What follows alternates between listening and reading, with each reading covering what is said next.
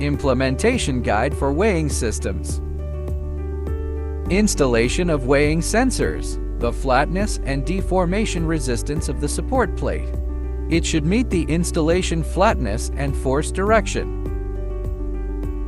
Installation of single-point weighing sensors. Check if each support plate of the weighing sensor is coplanar and usually flat. Use appropriate mounting brackets to compensate for any misalignment of each support plate.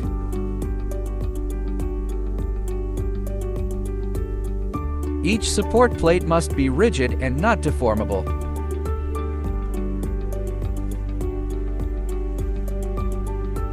For shear beam, bending beams and single-point load cells must conform to the installation surface specified in the datasheet.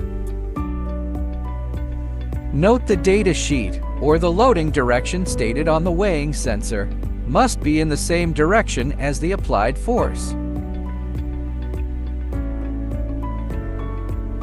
For safety reasons, it is recommended to use a weighing sensor the maximum 70 to 80% of the standard range.